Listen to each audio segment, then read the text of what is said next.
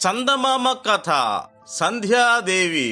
పూర్వం త్వష్ట ప్రజాపతి అని ఒక గొప్ప విశ్వకర్మ ఉండేవాడు. అతను దేవతలకి విమానాలు, ఆయుధాలు తయారు చేసి ఇచ్చేవాడు. విశ్వకర్మకు సంధ్యాదేవి అనే చక్కటి కూతురు. ఆమె చాలా సుకుమారురాలు. సంధ్య పెళ్లియుడుకు రాగా సూర్యుడే ఆమెను వరించాడని తెలిసి తక్కిన దేవతలంతా పోటీ పడకుండా ఊరుకున్నారు. సూర్యుడు లోకాలన్నీ నిత్యం తిరిగొచ్చేవాడు గనక ఎక్కడికెక్కడి పెళ్లి కూతురు సంగతి అతనికి తెలుసు.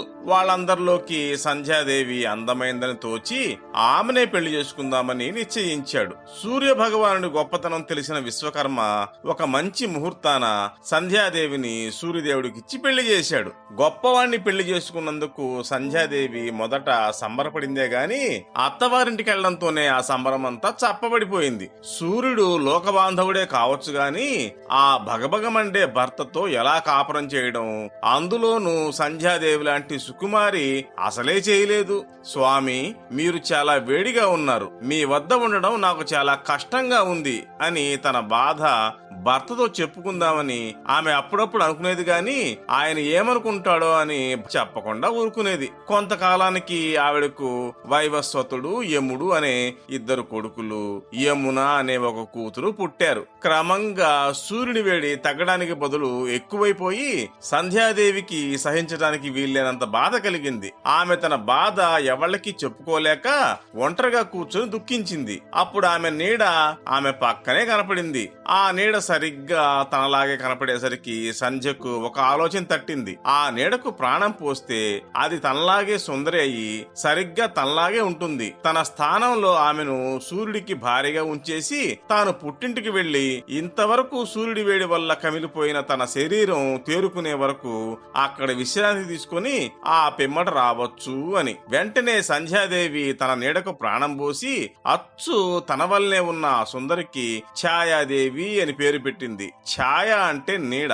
ఛాయాదేవి, అక్క, నన్నెందుకు పుట్టించావు అని అడిగింది. సంధ్య తన బాధంతా చెప్పి, నువ్వు భర్త గారికి అనుమానం కలగకుండా నడుచుకోవాలి, ఆయనకు సందేహం రాకుండా నా పిల్లల్ని ఇక్కడే విడిచి వెళ్తున్నాను, వాళ్లకు కూడా ఏ సంశయమూ కలగకుండా ఇది అమ్మే అనే నమ్మకం పుట్టేటట్టు నువ్వు వాళ్ళని పెంచాలి, మన ఈ రహస్యం ఎవరికీ తెలియనివ్వకూడదు అని చేతిలో చెయ్యి వేయించుకుని మర్నాడే సంధ్యాదేవి పుట్టింటికి వెళ్ళింది. సంధ్యాదేవి తనంతట తానే వచ్చిందనేటప్పటికీ ఏం చెప్పమా అనిపించింది విశ్వకర్మకి. ఆమె మనసు విడిచి చెప్పడానికి బిడియపడింది. బహుశా భర్తతో ఏదో పేచీ వచ్చి ఇలా వచ్చేసి ఉంటుందని, కొన్నాళ్లు పోతే అల్లుడే వచ్చి ఆమెను సమాధానపరిచి తీసుకువెళతాడని, అంతగా రాకపోతే తామే తీసుకుపోయి అప్పుడే దిగబెట్టవచ్చునని తల్లిదండ్రులు అనుకున్నారు. కానీ వాళ్ళు అనుకున్నట్లు సూర్యుడు ఎప్పటికీ రాలేదు. ఎందుకు వస్తాడు? అతడికి సంధ్యాదేవి బాధ గాని ఆమె పుట్టింటికి వెళ్ళిందని తెలిస్తే కదా. ఛాయాదేవి కొంచెం కూడా అనుమానం కలగకుండా అచ్చం సంధ్యాదేవిలాగే ప్రవర్తిస్తున్నదాయే. చివరికి పిల్లలకు కూడా అనుమానం కలగలేదు. ఛాయాదేవి వాళ్ళని సొంత తల్లిలాగానే ప్రేమతో పెంచుతోంది. ఇక వాళ్ళకి అనుమానం ఎందుకు కలుగుతుంది?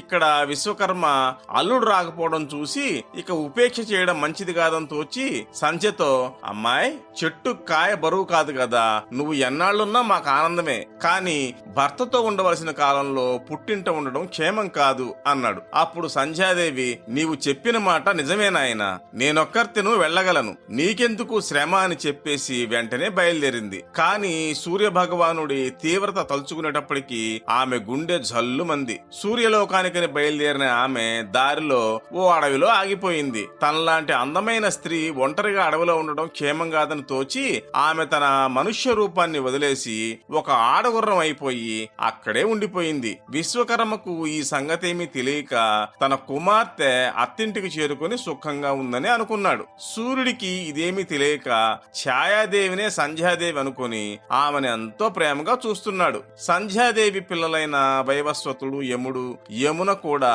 ఆమె తమ అమ్మ అనుకుని తగ్గించుకొని అమ్మ మీద ఉండే చనువు గౌరవం చూపుతున్నారు. కొంతకాలానికి ఛాయాదేవి కూడా పిల్లలు పుట్టారు. సౌవర్ణుడు, శని అనే 2 కుమారులు, తపతి అనే కుమార్తె.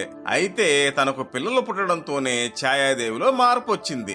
అంతవరకు తాను కన్నబిడ్డలకు మళ్ళీ చూచి పెంచిన సంధ్యాదేవి పిల్లలంటే ఆమెకిప్పుడు ప్రేమ పోయి వాళ్ళని సవతి పిల్లలను చూసినట్టు చూడడం మొదలెట్టింది. తమ విషయంలో కన్నతల్లే ఇలా పక్షపాతంతో వ్యవహరిస్తోందని తేలిపోవడంతో యముడు కోపంతో మండిపడి ఛాయాదేవిని తనడానికి సిద్ధపడ్డాడు. ఛాయ తక్షణం వెళ్లి సూర్యుడికి ఫిర్యాదు చేసి ఉన్నవి లేనివి కలిపి చెప్పింది. అయితే సూర్యుడు తొందరపడే రకం కాదు. యముడు చిన్నవాడైన ధర్మపరాయణుడు. అతనిలా ఎందుకు ప్రవర్తించాడు చెప్పమా అనిపించింది అతనికి. కుమారుణ్ణి పిలిచి విచారించాడు. తపతి పుట్టినప్పటి నుంచి అమ్మ మమ్మల్ని సవతి పిల్లలను చూసినట్టు చూస్తోంది, మీకు తెలుసో లేదో అన్నాడు యముడు. సూర్యుడు ఆ మాటలు విని ఆశ్చర్యపోయి యముడన్న మాట నిజమో కాదో అని భార్య ప్రవర్తన గురించి, ఆమె చిన్నపిల్లలంటే ఎక్కువ మమకారం చూపిస్తోందని తెలుసుకున్నాడు. ఏమిటిది, తన కడుపున పుట్టిన 6గురిని సమంగా చూడ్డానికి బదులు సంధ్యాదేవి మొదటి వాళ్లని సవతి పిల్లలకు మళ్ళీ ఉపేక్ష చేస్తూ కడసారి వాళ్లని నెత్తినెక్కించుకుంటుందేమిటి? సూర్యుడు ఉండబట్టలేక భార్యను పిలిచి నిలేసి అడిగాడు. ఛాయాదేవి తప్పించుకుపోదామని చూసింది, కాని సూర్యుడు అలా పోనివ్వలేదు. ప్రళయకాల రుద్రుడి మల్లె భగ్గుమనేసరికి ఛాయాదేవి గజగజ వణుకుతూ తాను సంధ్యాదేవిని కాదని సంధ్య పుట్టింటికి వెళ్లిపోయిందని యథార్థం చెప్పేసింది. ఇది విని సూర్యుడు చాలా విచారించాడు. కూతుర్ను నేను సుఖపెట్టలేకపోయానని మామగారేమనుకున్నాడో కదా అని బాధపడి తక్షణం విశ్వకర్మ ఇంటికెళ్లి సంధ్యాదేవి ఏదండి అని అడిగాడు. ఆ మాట వినేటప్పటికీ విశ్వకర్మ నిర్ఘాంతపోయాడు. మీ వద్దకే వెళ్తున్నానని బయలుదేరిందే అన్నాడు. సూర్యుడు జరిగిందంతా మామగారికి పూవస గుచ్చినట్టు చెప్పగా విశ్వకర్మ అల్లుణ్ణి ఓదార్చి తన యంత్ర సామాగ్రి తెచ్చి సూర్యుడిని చేత్తో పట్టుకుని భగభగమండే పెచ్చులన్నీ ఊడి కింద పడేట్లు సానబట్టేశాడు. మంటలకు బదులు వెచ్చదనము, కాంతి మిగిలి సూర్యుడు చూడ్డానికి ఎంతో అందంగా కనపడ్డాడు. అలా మారిపోయి సంధ్యాదేవిని వెతుకుతూ వెళ్లిపోయాడు. ఆవిడ తన మానాన్ని కాపాడుకునేందుకని ఆడగుర్రమై అడవిలో ఉందని తెలిసి తాను కూడా ఒక గుర్రం రూపంతో అక్కడికి వెళ్లాడు. సంధ్యాదేవికి సూర్యుడు తెలియజెప్పుకునేసరికి, ప్రభు, మీరు మళ్లీ మీ సూర్య రూపం ధరించకండి, మీ వేడి భరించలేను అని ఆమె ఉన్నమాట చెప్పేసింది. వాళ్ళలా కొంతకాలం గుర్రాల రూపంలోనే ఉండగా వారికి అశ్విని కుమారులు పుట్టారు. ఈ అశ్విని కుమారులే దేవతలకు వైద్యులయ్యారు. కాని సూర్యుడు, సంధ్యాదేవి అడవిలో గుర్రాల రూపంలో అట్టే కాలం ఉండడానికి వీలు లేకుండా పోయింది. ఏమంటే సూర్యుడు లేకపోతే లోకాలకి వెలుగేది మరి.